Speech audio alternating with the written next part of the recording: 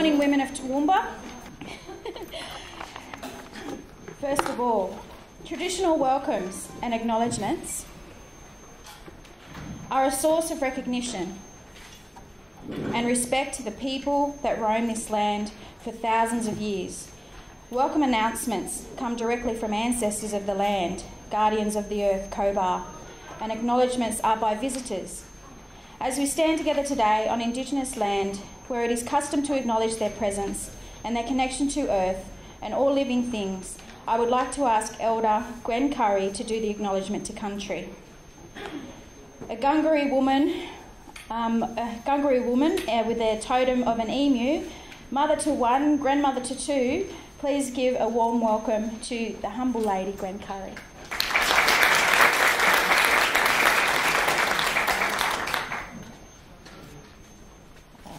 Hello everyone.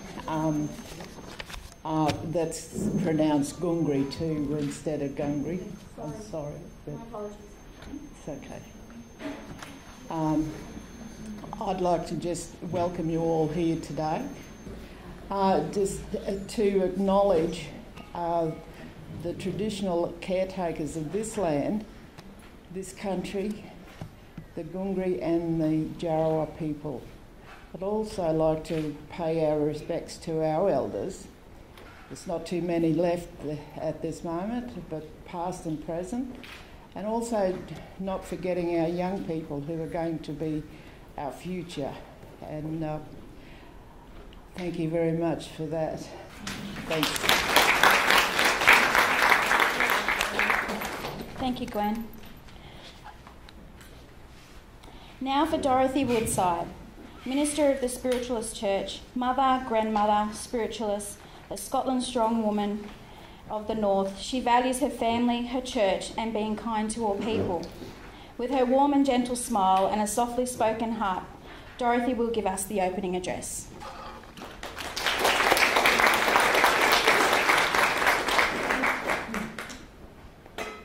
Good morning, ladies. Good morning, distinguished guests. Welcome to Our Ladies Forum. I'd like to give a special welcome to our young ladies from Afghanistan. It's lovely that you've been able to come along, and thank you for coming. Okay. Yes, I think so. There's a clap. Thank you. I'm honoured to be asked to open this forum. I don't like long speeches, so I'll try to be brief. The committee for this forum consists of 5 women from different religious faiths: Kim, Kamaria, Sister Beryl, Mailing, and myself. I want to thank these lovely ladies for the love and cooperation that has prevailed during our deliberations and meetings. It's really unique that we didn't have an unkind word or anything. It was really lovely, a pleasure to work with them. Okay, we would like to express our thanks to the Pure Land Learning College for the impetus they gave us to hold this forum, and of course for all the invaluable help in every area of organisation, advertising, setting up, ushering and catering for the forum. We're bringing you 3 interesting speakers, Judy Antonio, Christine Peake and Dawn Currie. These ladies will inspire you and give you some insight into how you may handle the difficulties that you confront in your lives. We also have a table of brochures that you may find helpful and that you can browse through during morning tea and lunch, and we've got a couple of information stalls too. This is a women's forum run by women for women, although I must admit that we did have a little bit of help from some of our men folk. Thank them very much for that. Because there are problems that women experience that do not apply to men. I know we have a broad spectrum of ages, and it's lovely to see all the young people as well as the older ladies here. But one of the problems that arises because women are still the primary educators and nurturers of their children, and rearing children is a task that many people have no training for, even when they have difficulties. Quite often nowadays their mothers or those aunts and uncles who would normally advise them are not there. Another difficulty is being able to form meaningful relationships in our lives. We all have difficulties in this area, sometimes even with our friends and our children and our spouses, of course. Therefore, what we want from this forum is for you to be able to verbalize your concerns and talk about the difficulties that confront you. So perhaps we can suggest solutions to steer you in the right direction so you can find your own answers. We hope our 3 speakers will help you be motivated to know your true potential and to give you some ideas for the training and nurturing of your children or grandchildren and to help in your relationships. Thus, your lives will be a little easier and less stressful, and we hope you can find a helping hand when you need one among the young and not so young women you will meet today. Do not be afraid to air your grievances or offer solutions for the problems that come up if you have found solutions that are helpful. Sit back this morning and listen to our speakers. Ask questions if you want to, and have a yarn this afternoon in your smaller groups. We hope you enjoy the morning tea and lunch provided, for which we thank the catering staff of the Pure Land Learning College. Thank you very much. Enjoy today.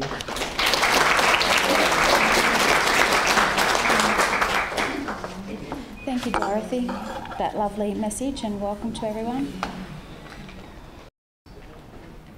Throughout the day, we will hear these amazing women speak, just as Dorothy mentioned, practices of survival and success and journeys to discover their purpose with gusto and pure determination. Please take notes, connect and feel present, as during the yarn time session this afternoon we can share stories, lessons that could support this idea of a women's forum further, representing your ideas, ambitions, and to help us support you. Today around the world there is another cause stirring that was inspired by a group called Unify, who have set a goal for the rest of the world, inviting us to pray at a synchronised moment. Imagine the energy and belief from millions of people around the world. Our positive thoughts, prayers and wishes for one humanity, a healthy planet full of peace and happiness. I believe it is our destiny to be here together in this moment. We have all more than likely rushed, worried, stressed out and a little freaked out, like me, or forgot something. You are here now. So let's take a moment with Venerable Wu Ping and start our day with a meditation.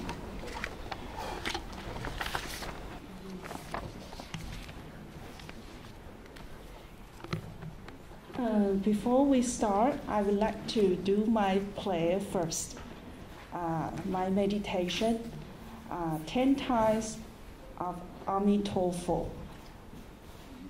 Ami Tofo, Ami Tofo, Ami Tofo, Ami Tofo, Ami Tofo, Ami Tofo, Ami Tofo. Ami Tofo, Ami Tofo, Ami Tofo. Thank you.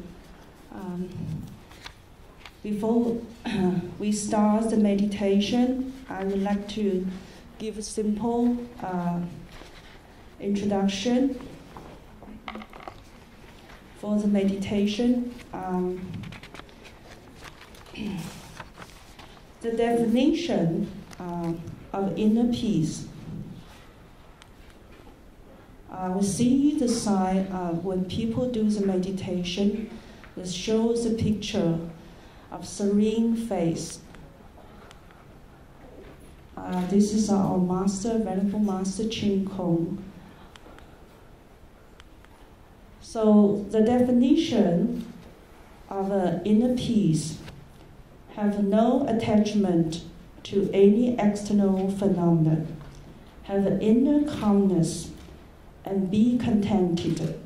Have a sincere, pure, impartial, awakened, and compassionate mind. See through the true reality. Let go of all wandering thoughts. Be at ease and free, go along with any condition, and be mindful of Ami Tofo. This is my meditation. You may be mindful of your religious, maybe your religious sacred text from your religion, or I learned from the Christian meditation, Miss Jo Anderson, which teach us Mara Nasa, which means come roll. So different religion, different faiths have their own way of meditation. I just can introduce my way. I'm mindful of Ami Tofo. How to achieve the inner peace? Through the three learning, first we had to have moral conduct. The second, meditative concentration. Through the meditative concentration, we achieve the wisdom to restore our innate wisdom, compassion, sincerity, and everything. So the first discipline, observing precepts, which means to observe the moral conducts, believe in the law of causality. You reap what you sow. In our mind, that every hour is a good time, every day is a good day, everyone is a good person, everything is a good thing. And while we do the meditation, no TV, no internet, no cell phone.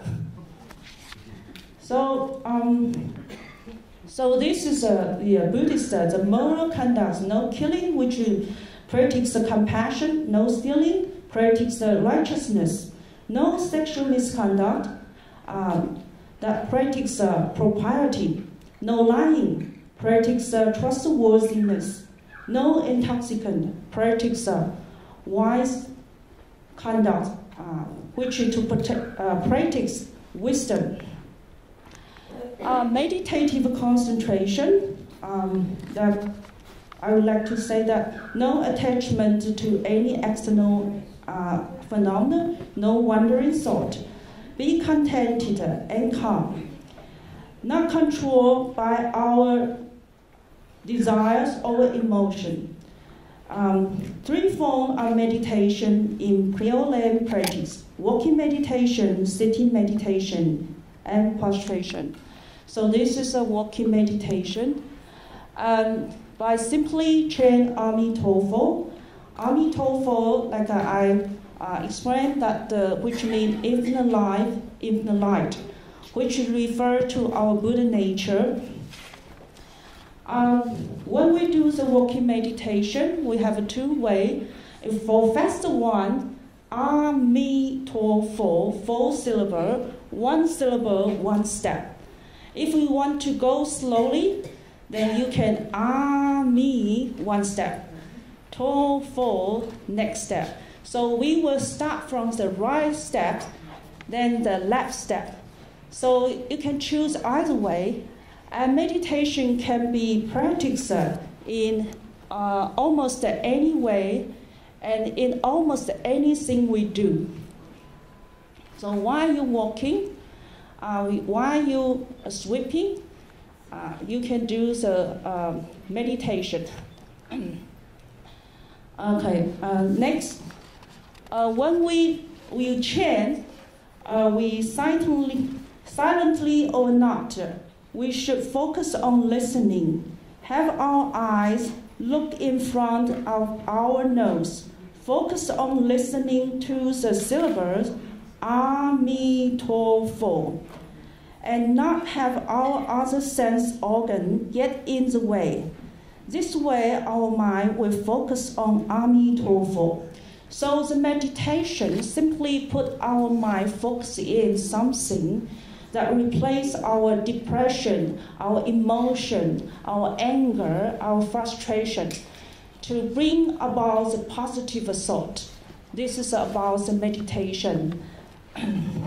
So that's why we need to focus our eye, not to look at any other things, to close our ear just simply listen to Amitofo. Okay, if you are other religion, then you focus your way, like Mara Nasa, like that. So you focus on that and replace and clean all those negative thoughts. Then bring back a relax and purity of mind, serenity of mind. And I would like to introduce, this is a walking meditation. Sit meditation. Okay, we can sit on the chair or the cushion. Sorry. Okay, sit meditation. So later we're going to show you the sit meditation, and mainly we can sit on the chair or cushion. But the most important, you have to sit on the comfortable way, whatever that you feel comfortable. So sitting. So when we're sitting on, maybe on the floor with a cushion, you may do so in a full or partial lotus position, or you may cross your leg. If this position is painful, it may be more comfortable to use a meditation stool or higher cushion. Sitting on the stool or placing one's leg under it in a simulating kneeling position is a usual position, or just simply sit cross-legged. If sitting on a chair, place both feet flat on the floor, about a foot apart. So when we sit on the chair, and when we do the meditation, whatever it is more important, whatever the gesture you choose, posture we choose, the more important to focus on subdue our pointless, wandering thought than on subdues body that are not used to sitting in unfamiliar ways. So when we sit, eye may be lightly closed or slightly open. Feel drowsy when your eyes are closed, open them slightly. Posture is very important, so sit upright, comfortably, without slumping or leaning forward. Hold the head at a slight downward tilt with the chin pulled in just a little. In this position, begin chant Amitofo aloud or silently. So later on, we're going to practice a silent meditation. So everybody can choose your own way to do your own meditation.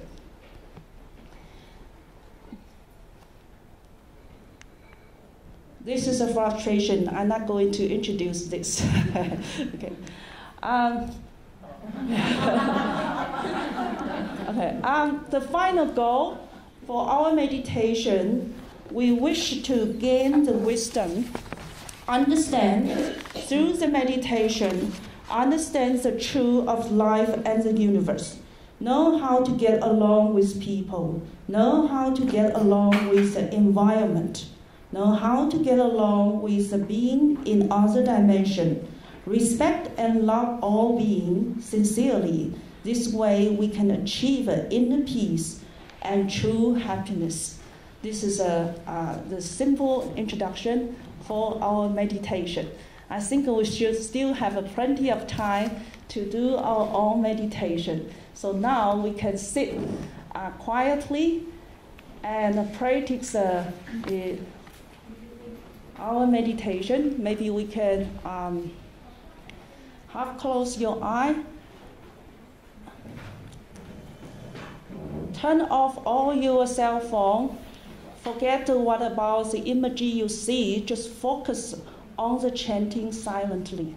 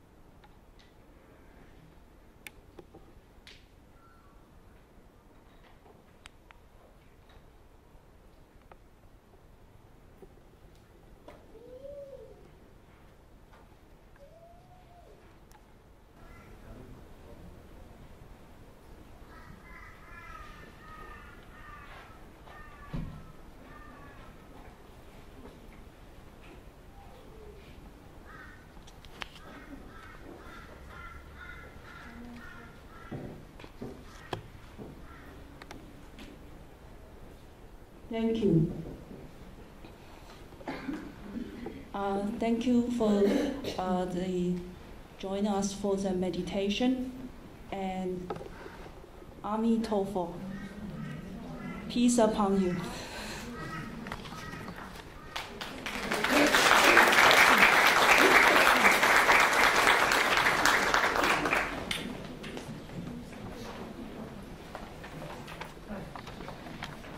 I'm so relaxed right now. Wow, and the room's filled up. Hello to those who just arrived. Welcome.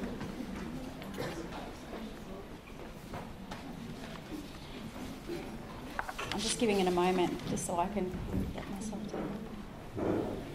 So now we have the wonderful and amazingly resilient Judy Antonio to share some freshly made lemonade and the secret to making something so sour, so sweet. We are truly honoured to have you here with us today, Judy.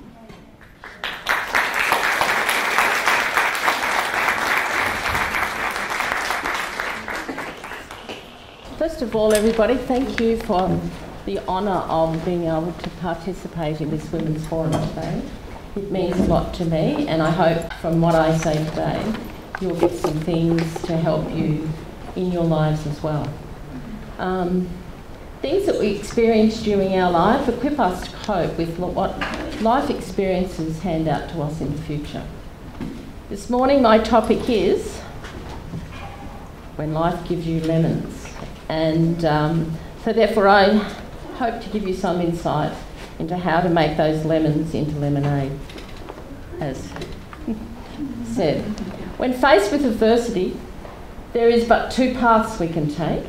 We can go down the road of woe me, why did this happen? Or we can look at our situation and think, how can we make good of where we are?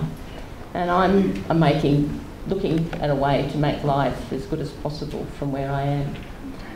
The first challenge, and I've sort of put together for my speech just some of the challenges that I think have been important in that I've experienced over the years that have got me to where I am today and living the life I am today. And probably one of those first challenges was when Paul became community-minded. We'd been married for 10 years. We had this wonderful life on the land of we worked together, we lived together. Everything we did was together. We had 3 lovely children and life was pretty good. And all of a sudden, Paul was asked to be president of the town centenary. And my first look at it was, I've been abandoned. He's all of a sudden out there and hardly ever home. So I'm at home and he's out there. And then I thought about it and I thought, well, he's enjoying it. And look, we're still there today, 35 years down the track. We are still out there doing community. So I was gently, I suppose, put into the community spirit and the giving that you give out by doing what he's been doing, and what I've been able to experience with him has been wonderful. And I know at times there's some challenges being a community person, but I think overall the giving that you give, you get back a lot in return. So that was probably our first challenge. The second one was drought, and there's nothing more devastating than watching animals die or wondering how you're going to feed people or whatever. And we are there again at this moment in the country that we live in today. So it's something that comes and it goes, and it's how you cope. Paul used to say, I failed, and I'd just go, no, you haven't. You've done the best you can do, but outside forces have created a situation that you can't control. So what we've got to think of is what we can control is what we actually should focus on, not necessarily what outside people or outside resources or outside the weather or whatever is doing. As long as you're doing your best, that's the best you can actually do.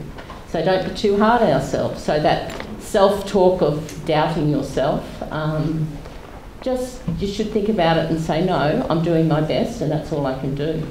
We also bought another property at that time in the drought, and Paul's father was very ill, and in fact he was dying of cancer, and the interest rate was 11%.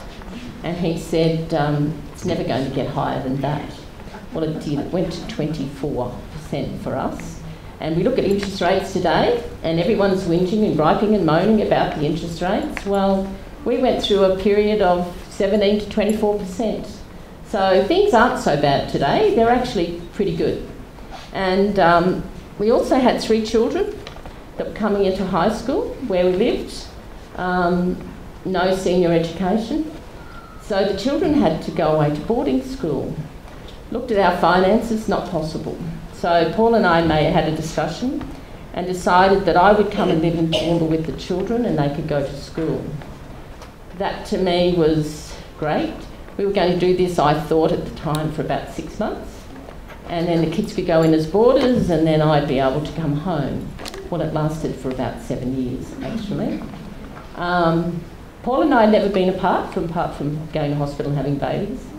I think I cried every night for the first 6 months. And then I thought, this is getting me nowhere, it's wasting my energy crying. So I just have to wake up to myself, this is the situation we're in, make the best of it. I had to get a job, which turned out pretty well. I knew somebody who knew somebody who knew somebody, and I ended up working in a bank.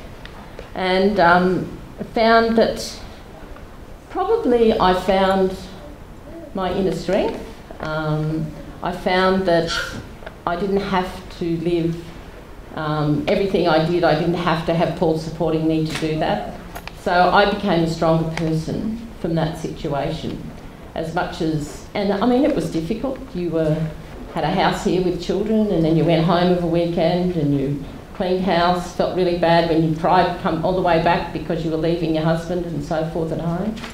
But in the end, I found that I was a person too, and I was strong, and you can cope with anything. And that's what we had to do. There was no other way we could educate our children. People do that more so today than in the past, but they do it. I was sort of a bit of a... People thought I was abandoning my husband and all those things, but I wasn't. It was what we as a couple had decided to do for best for our family. And it was difficult, but it gave me personal strength. The next, probably most devastating thing that had come into our life, Paul was diagnosed with prostate cancer. He was given, when they told him they didn't want to operate here, he had to go to Brisbane, and they do a 2-stage operation. And the doctor looked at me and he said, if he's back in an hour and a half, he's got no time left at all. He's got probably 6 months. But if it's about 7 hours, he's got a chance. Well, it happened at about 1 o'clock in the afternoon, so when it got dark, I was pretty happy. But I was faced at that time with debt on the land, 3 children to raise, and looking at maybe not having a husband to be there with me to do that. We got through it all. He's still here, as you all know. And but it's something you have to face and you have to think about. And we had long discussions about what would happen if he didn't come home and if he did pass away. So they're good things for couples to do, and just in relationships, to talk about in those situations where you're going to be, how you're going to handle things. And it was comforting to him that I told him what I thought would happen on our property if he wasn't there, and how I'd raise the children, and it gave him comfort. So that was another little lemon that we had to handle. I was working down here at the time, and fortunately for me, my employers gave me 4 months off to look after Paul when he came out of hospital. And that gave us time to reflect on a lot of things that we have good in our life, and probably embrace and enjoy the situation that he was still here. I was driving in a car one day, and I was going to work, and I heard a ad on the radio from Lifeline asking for counsellors. I don't know why, I'd never even thought of it before, but I just turned the car around and I drove straight up to Lifeline and I put my name down. It's possibly one of the best things I have ever done in my life. They train you for 6 months. but they make you look at you.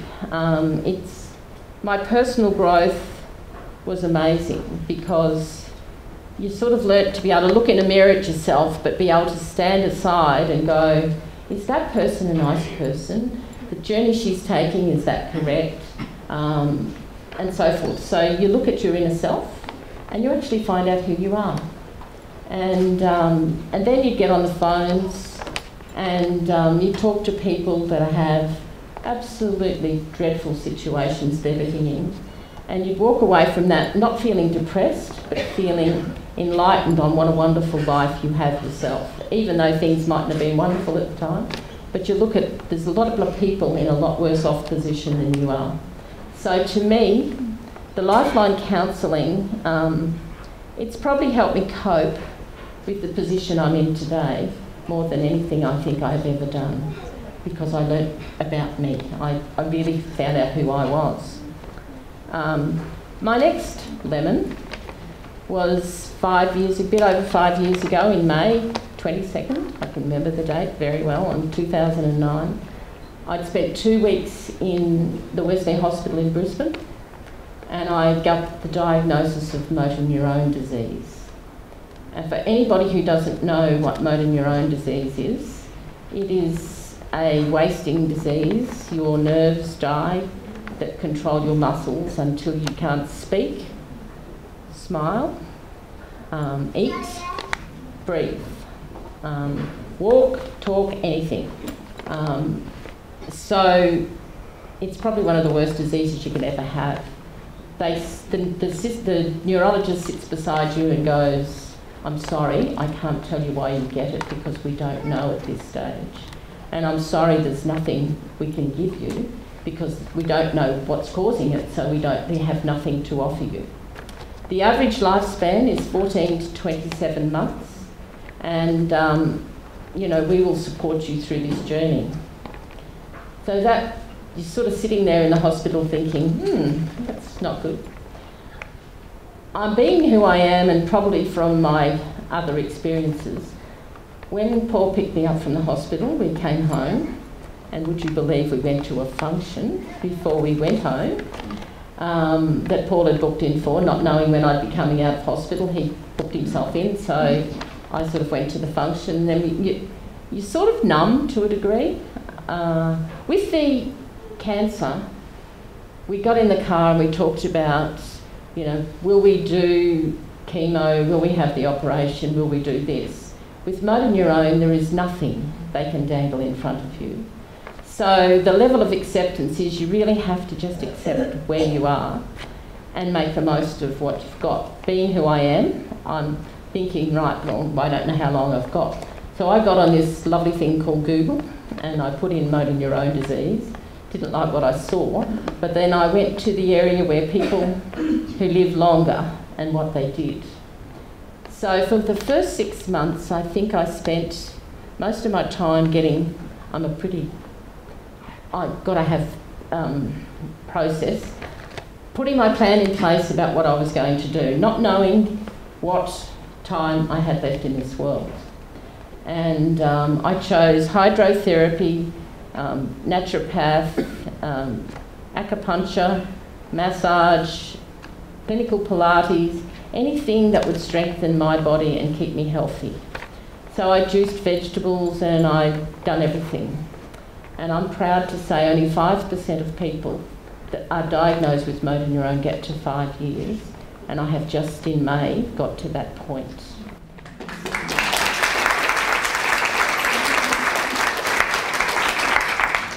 Whilst I was going through my journey, we had also had some other really bad lemons.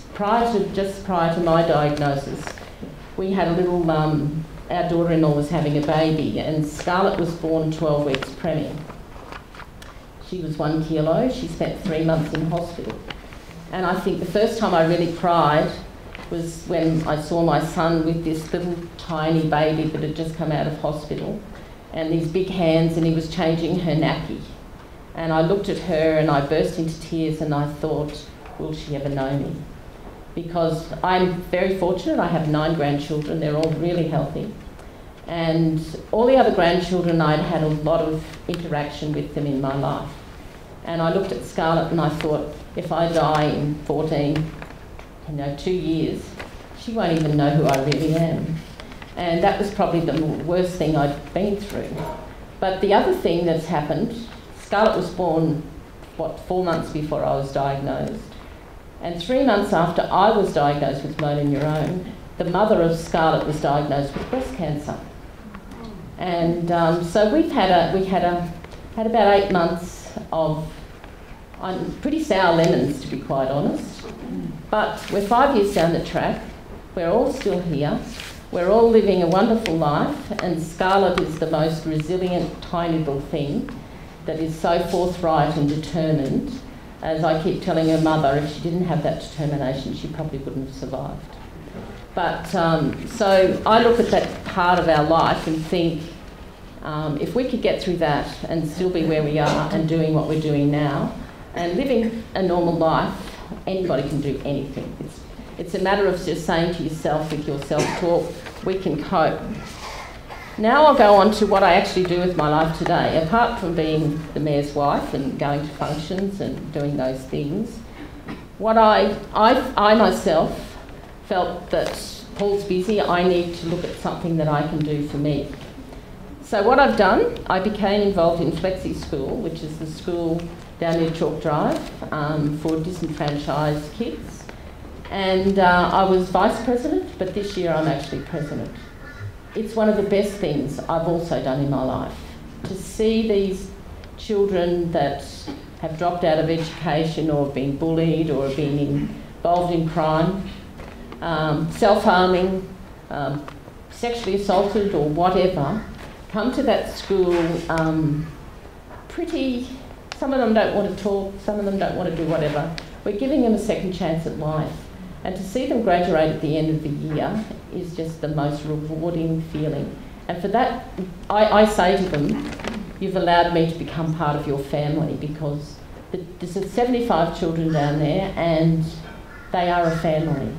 They stick together because they all know difficulty, and it's a very rewarding place, and I really enjoy my time there.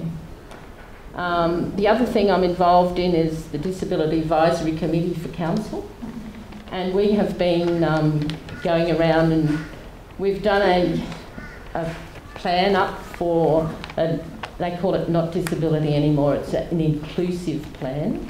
We can't call ourselves disabled anymore, apparently. We've done an inclusive plan for the region to try and improve facilities and things for disabled people. It is currently going out to the community we're having a meeting on Monday. We've hired, I must say it, some consultants from outside of town.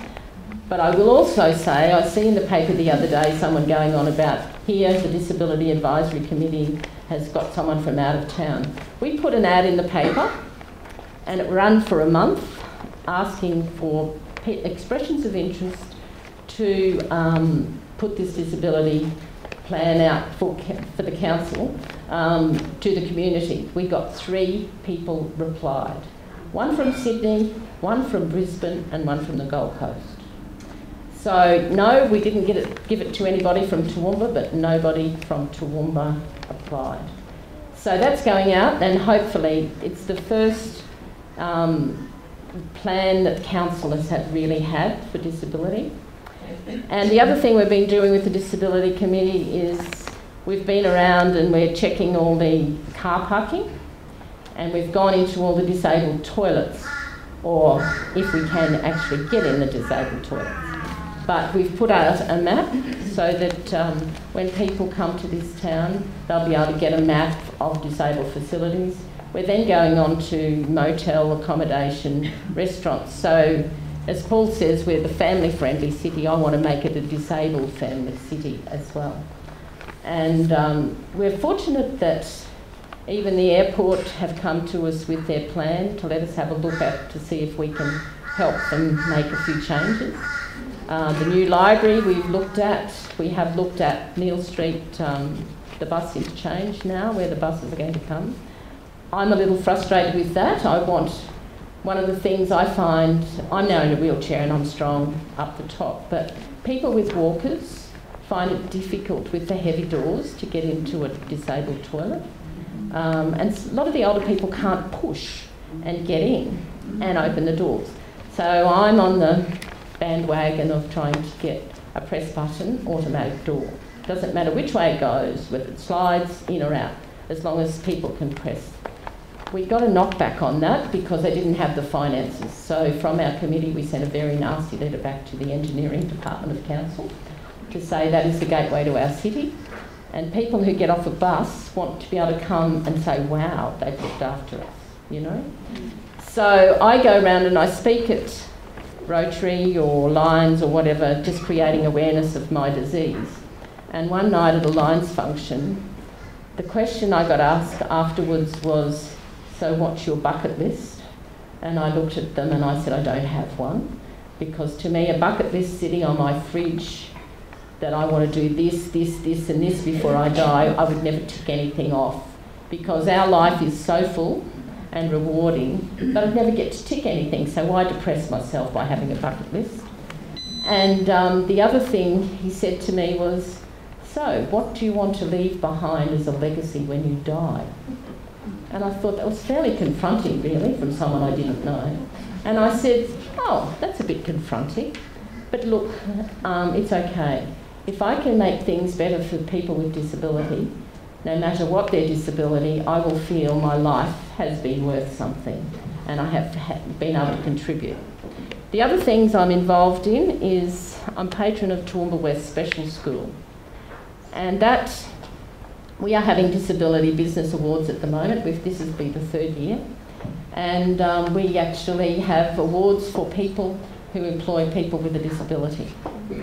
And one of the best things I think I've ever seen, last year at the end of year concert, we go to all the schools, you know, there's their graduation nights and they're all worried about the time frame and everything else and everything being right, but at the special school they are the most, look, honestly, you have to really take your hat off to them.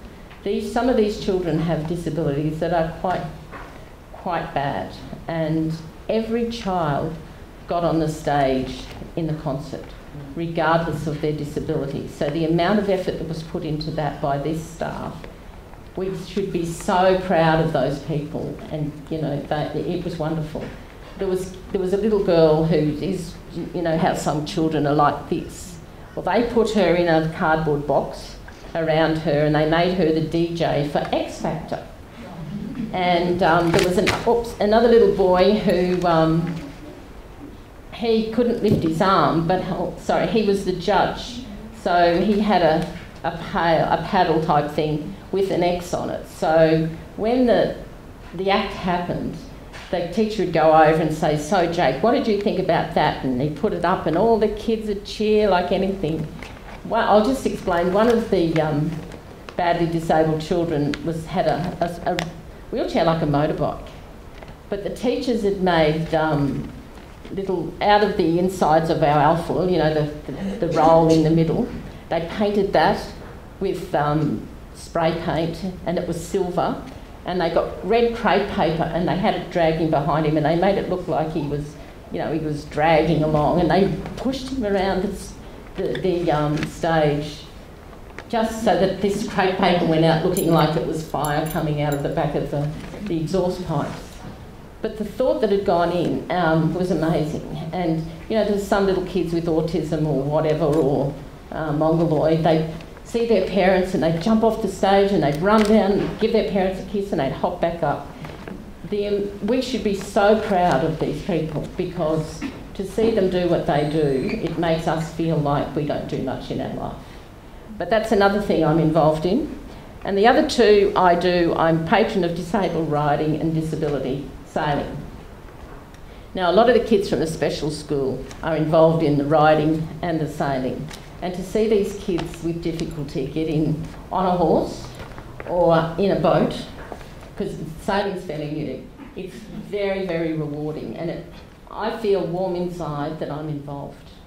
So as my role as Paul's wife, basically, as you can see, I spend my time involved with people who have disability, or I come from, you know, a lesser background than the everyday person.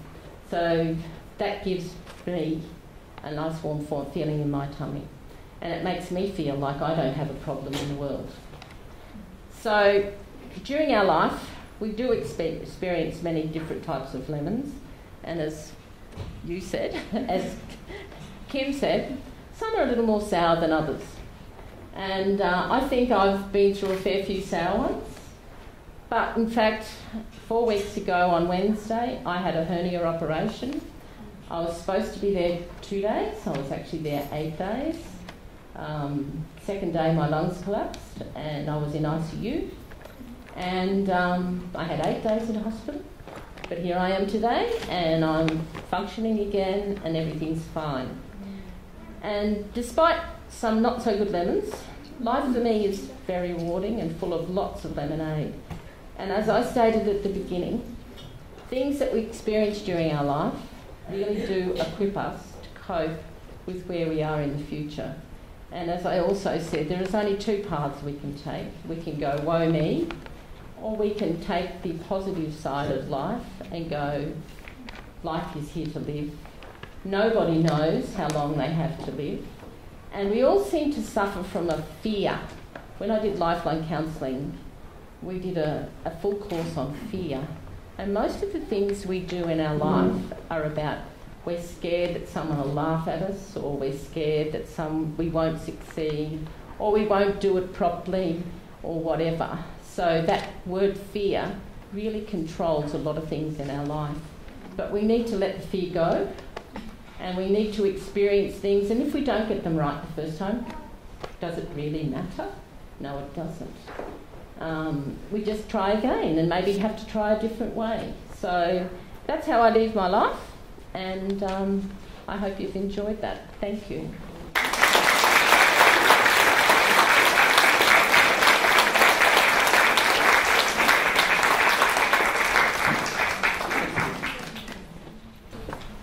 We don't have any questions. No? Yeah, we were going to have questions, but we're going to have a panel discussion, so if everyone doesn't mind, we'll wait for that moment when they're all out the front and we can hammer with questions. Yeah, is that all right, Chief? Yep, that's fine. Thank you. Wow, I'm blown away. Overwhelming fear. She's embraced it. She's here and she's got a positive focus, and that's the most important thing today. Thank you for sharing. Okay. Dawn Currie. I had the pleasure of briefly meeting Dawn at a forum. She was a standout on the day because of her positive energy reflected by her passion for the youth and the importance of education and her great hair. So please welcome Dawn.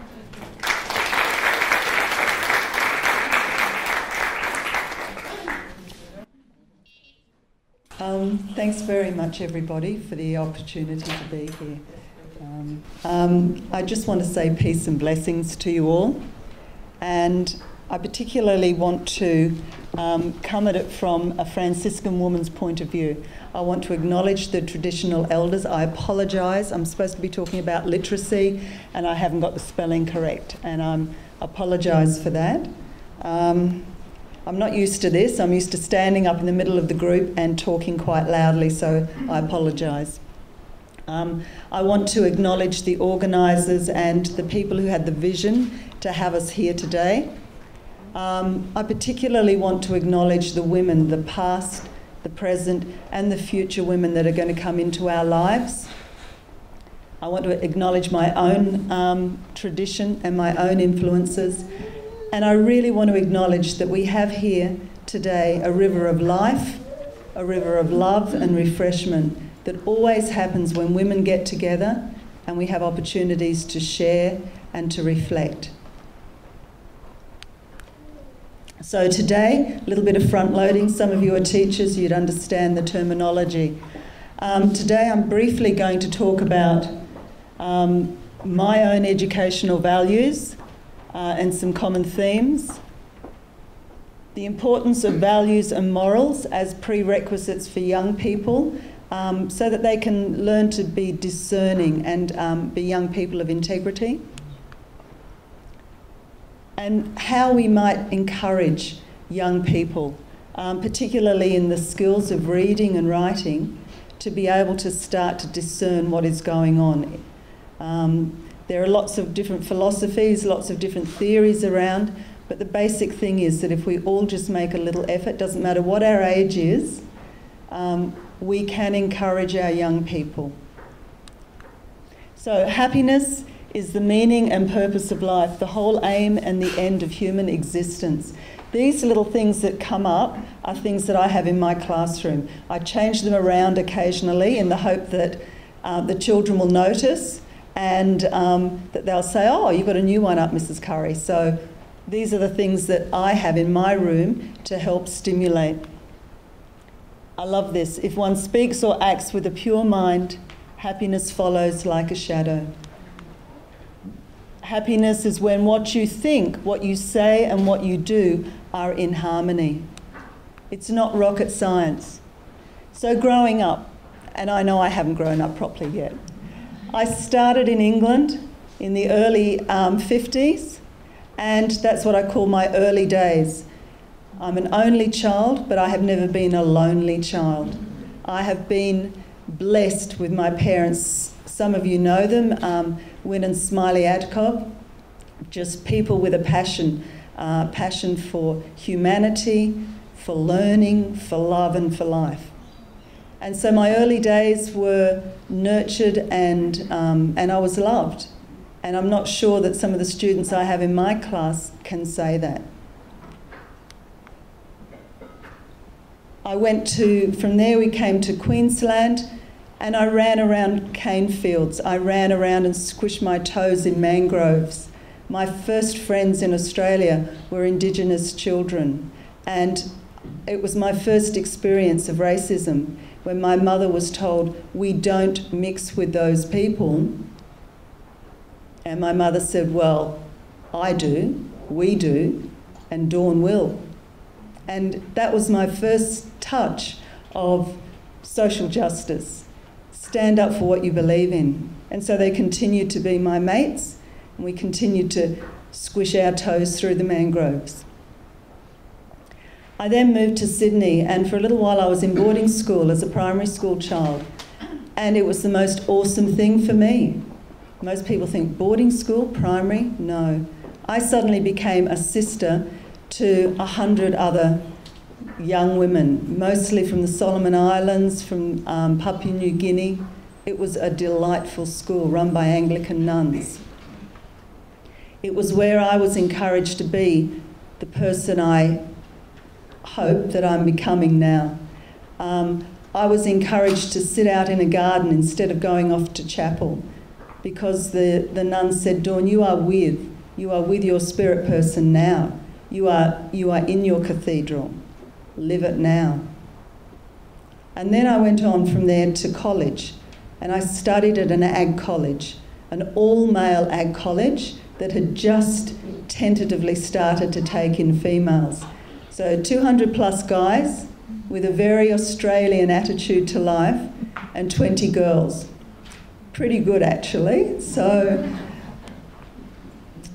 it was in Wagga that I met my best mate, my life partner, and the person I've been married to for more than 35 years as well. But I also had lemon times there, and I had honey times. The common threads in my life over that period of time have been family, have been role models, my family, teachers.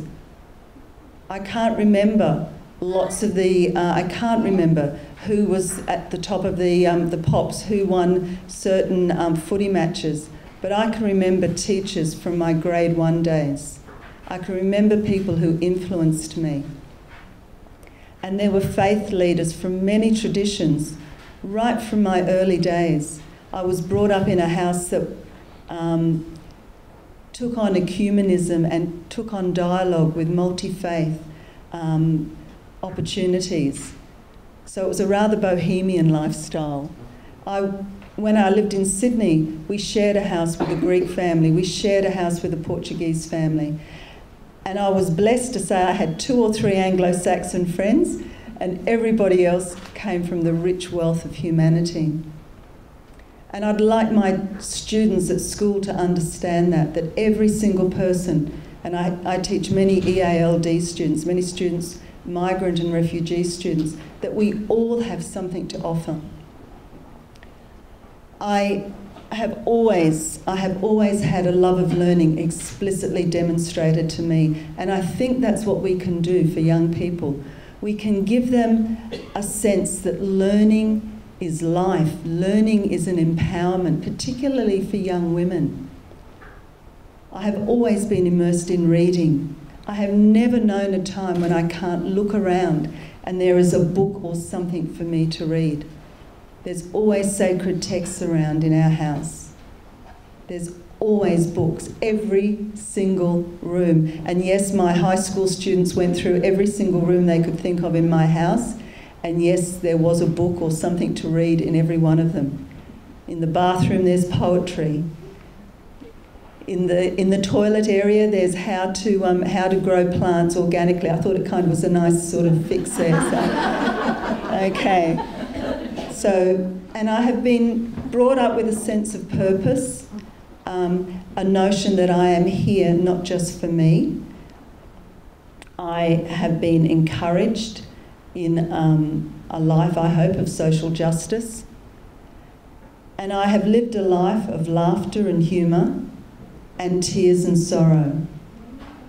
And I hope that I have become a person that chooses between gratitude and grumbles, as a columnist in one of the papers recently wrote, that we can choose between gratitude or grumbles. And I hope that I choose gratitude, and I hope that in my classrooms that is modelled, not always, but I hope that it is most of the time. So, over the years, I've found comfort and direction in my Franciscan pathway of life. So I am a Franciscan, a third order Franciscan, which is a lay organisation within the Christian tradition. The values, I believe, that have helped towards a good and happy life include faith, hope, love, joy, peace, and gratitude. And when we look around here, that's what so many of the faith and so many of the traditions aspire to. I'm encouraged to continue to learn, reflect, and engage in a good and happy life through those things: resilience, optimism, humour, self-awareness, not always comfortable, and honesty, and interaction with family, friends, and foe. Not everyone is going to be a friend, but we need to be able to. We need to teach our young people how to interact with everybody. I am so encouraged by the writings of many sacred texts and by the wisdom stories of elders from many traditions. And I try to encourage our young people to embrace that as well. And I guess most of all for me, as you would have seen from the beginning, I hold fast to the sacredness of all creation. And I am so strengthened and encouraged when I'm in the midst of creation. How can you not be encouraged when you're choosing between gratitude and grumbling, when you've got 4 kookaburras all sitting in a row, all going as you walk past in the hope that you might come out and say hello? And it's not because I've got meat, it's not because I do things like that. They just like me to go out and say hello to them, and they will say hello back. And I think, wow, isn't that something? I want young people to have that opportunity. Many of you are familiar with a peace prayer. Some people attribute it to St. Francis. I'm not going to say it. I just wanted to, I've bolded what I think are some of the virtues, values, morals that come out of that prayer. Things like peace, love, pardon or forgiveness, faith, hope, being a light to others, joy, and so on. They're the things that I think are important for us to encourage our young people.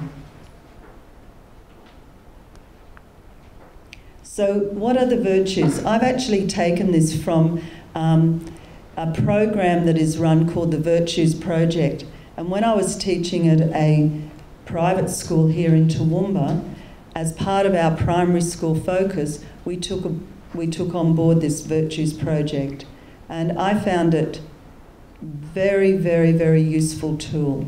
I'm not saying it's the answer, but it embeds sacred texts from a wide range of disciplines, and it encourages young people to reflect and to think about who and what they can be. So love, kindness, justice, service, virtues are the very meaning and purpose of our lives. And it goes on, for people of all cultures, ethnicities and beliefs, they are the essence of authentic success. So it doesn't matter where we've come from, who we are, we have that commonality, don't we? We have that commonality. They mean power and strength and inequality.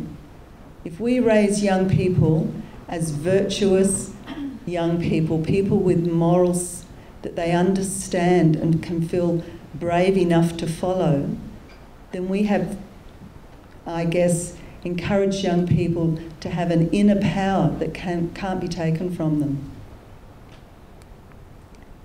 So I've gone back. There we are. All right, this is the Director General of UNESCO. He says, we live in difficult times, and don't we know that, with all the strife and trial and tribulation going on at the moment. But education is a key dimension. And what he's saying is we need to reorient education. That's not saying that it's the education department, it's the government's role, it's us, within us. We need to know, and it's a trite saying, but it takes a community to raise a child. In this day and age, it takes each one of us to help influence the young people. All right, my professional years, taught in New South Wales, in country schools in the western suburbs of Sydney, taught in South Australia, chose to teach in some pretty challenging schools there, and I've taught in Queensland. I've taught up near Mackay, and I've taught in Toowoomba. And I've taught in a vast array of educational institutions, in small private community schools, in church schools, in independent, non-aligned schools, and in state systems. Currently, I am employed with Education Queensland, and whatever I say now is from me personally, not as a representative of Ed Queensland, but I teach at the best school in Toowoomba.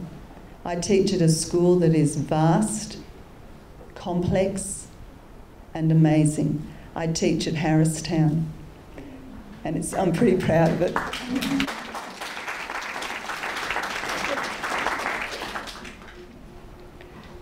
I didn't think I was going to well up, actually, but there you go. I've taught children from grade 2 through to grade 12. Struggle with the grade 2s, 3s. Struggle actually with a lot of the primary school. Probably don't have that loving, compassionate sort of feel about me. I've enjoyed it, but I actually am more aligned to high school. My major is agricultural science, and at the moment I'm currently teaching year 8s, year 11s and 12s. I'm currently teaching maths and science, not always a student's most favourite subject, and I also am involved in pastoral care. I teach a variety of socio-economic groups. I've been involved with many different ethnic, cultural and faith communities, and Harristown has everything. We are so richly blessed. We have a vibrant Indigenous community. We have an amazing EALD, migrant and refugee community. We have a wealth of talent at our school. And I particularly teach children at the moment who are disengaged, who don't really want to be there, who in Year 11 really wants to come and sit and listen to Mrs. Currie saying maths is important. But it is. So we deal with it. I hold on to this. Teach this triple truth to all. A generous heart, kind speech, and a life of service and compassion are the things that renew humanity. I think it's really important for us, and as I said, I have these in my room. I'll often point up to them and go, how about that? And I'll read it to the student and I'll say, think on that. You matter. You matter. So the core values for Australian schooling, and you can Google this or whatever, this is a what I'd call a student-friendly way of saying it. So in Australian schools across the board, they look to espouse these values: care and compassion, doing your best, fair go, freedom, honesty and trustworthiness, integrity, respect, responsibility, understanding, tolerance and inclusion. And you think, good grief, all of those. But within the education system, we have at least 14 years. Within life, many of us hope to have at least 100 years. So these are all achievable. This is my school, Harristown State High School. Our mission is to engage, achieve and excel. We recognise that we have to engage young people. We have to get them there. We have to have those bottoms on the seats. We have to give them relevance. We have to encourage them to achieve, never to just think near enough is good enough. In my classroom, I have a couple of comments, is this a near enough piece of work? Is this a did my best? Fair enough. It's up to young people to be able to give, I want to empower young people to be able to say, this is not good enough. I actually can do better.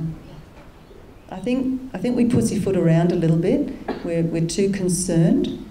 And I would really like to urge each one of us to say, is that near enough or is it did my best? For us ourselves as well. So at Harristown, our principal has said we do strive to create opportunities to discover and develop their strengths. And in that strengths, I believe, is an understanding of their core values. So I write that mentally into my mind as well. These are our values that we have up, and if you just bear with me one moment. Ever the teacher. In every one of our classrooms, we have this poster. We point to this. Our students around the playground, we can ask them, is that pride activity? Are you acting as a hawk with pride? So we talk about words such as integrity, diligence, enthusiasm. It becomes embedded into the day. And that's what we can do in our home lives as well. We can speak the values. We can embed them. We can talk to strangers and embed values.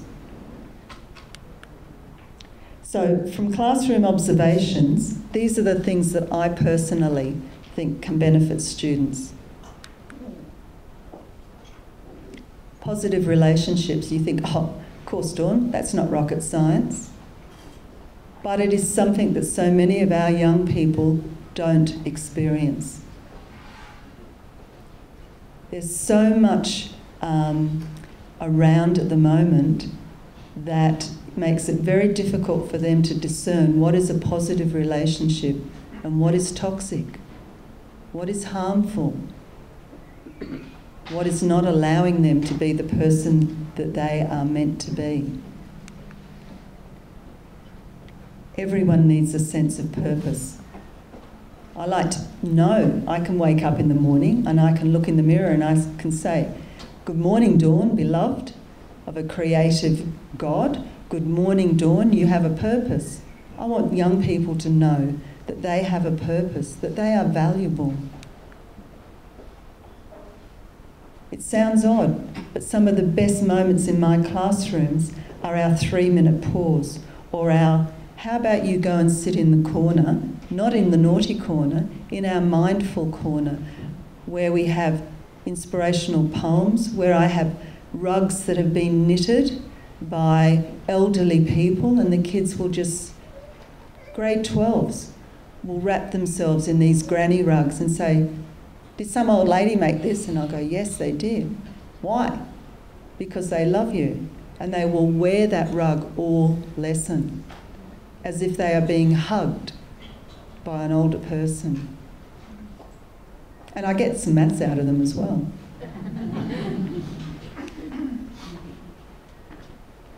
Flexible but firm. Seems odd, doesn't it? But it's fun, isn't it, to be able to stretch a boundary a bit but know it's not going to break. So I think it's important to be flexible, but also to have that absolute firm line of non-negotiation. I think at the moment there's perhaps too much flexibility and not enough of the unapologetic, this is right and this is wrong. Okay, for me, my best wow moments have been when I've been involved in outdoor activities with young people. Many of these young people sit in front of a screen 24/7 if they can. Let's get them out.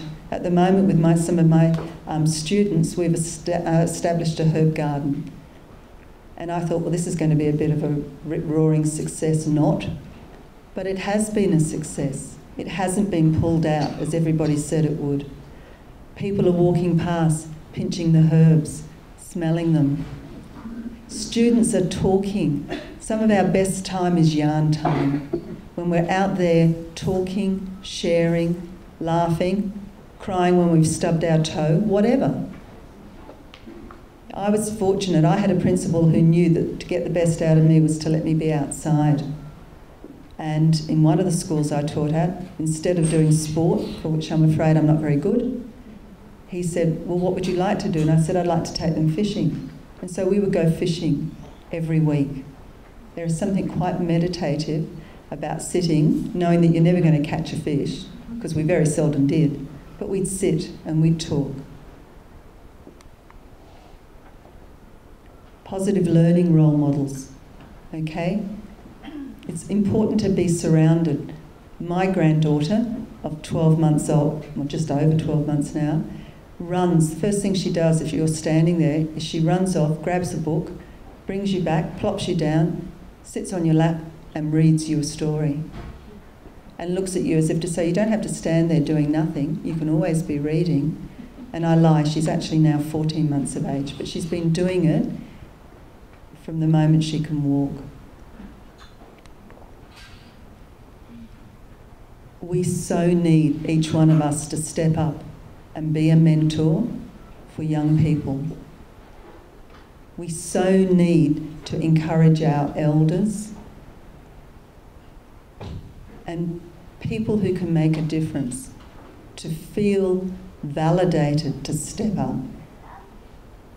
I am concerned sometimes in Australia that our culture does not revere eldership, that we don't have that continuity, that wonderful gift that I had of being able to live with my granddad almost until he died, of an extended family unit. We can be that. We can be that. We, as women, hold the future of humanity. We make or break it. We can choose to have more children or not have more children. We must step up. And I think it's important that we actually say that to have community service is not a punishment. It's the right of everyone to serve the community. It's a privilege. I want young people to have it embedded in their psyche that making a difference means helping the community, not saying, community give me, but community I will give to you. So, good and happy people need welcome and encouragement. How often do we think, oh, bunch of layabouts doing nothing? Let's turn our grumble thoughts into gratitude thoughts. They do need discipline. Not a very pleasant word for some, but they do need it. They need to know this is right, this is wrong. Sense of worth. An ability to identify core values. Speak them all the time. Talk about it. Say, is this a moment of integrity? Is this a moment where love could be shown?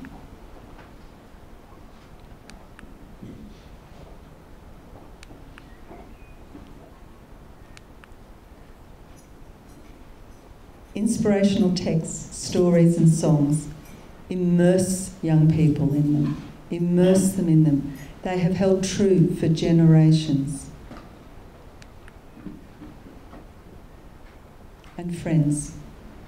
As young people develop core moral values, they can start to discern friendships more, I believe.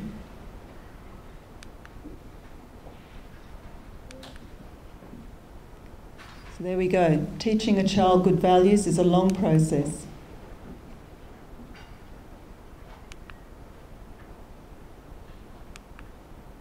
These are just very quickly a few things again that I have in my room.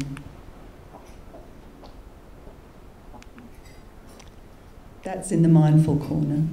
And many of my students from around the world recognise, I think they must recognise the symbol, and it gives them a great deal of heart.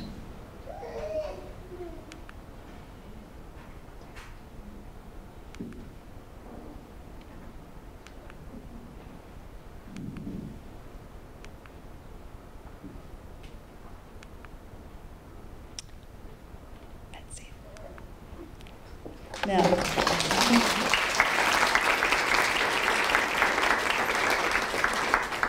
I would just, during panel time, I would like just to share you a couple of things that the students have written about what they think is important. Thank you, Dawn. Thank you, Dawn.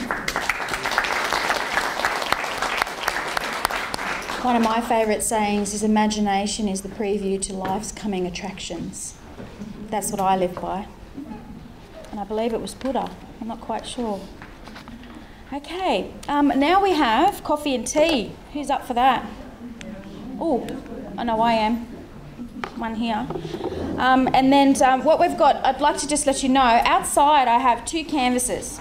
And it's part of the day. And seeing as we're going with the theme of butterflies today, we've got an enormous amount of butterflies out there and some textures. So it would be lovely if everyone could actually decorate one. I've got boards there, but not so many, but for those who can do them while they're sitting down, that would be great. But throughout the day, these butterflies will be stuck to one canvas, and the other canvas with the swirls on it, I actually have a lot of post-it notes out there, which are little love hearts and stars. So what I'd like you to do is write a little prayer or a thought on it, and on the other canvas, we're just going to stick the post-it notes on that, and I'm calling it peace posting. Okay, so and that way we can keep the canvases, and the other one will be for butterflies, and the other one peace posts. So if everyone could happily do that, that'd be wonderful. So yeah, feel free to venture outside and grab refreshments. I'll see you back in 15 minutes.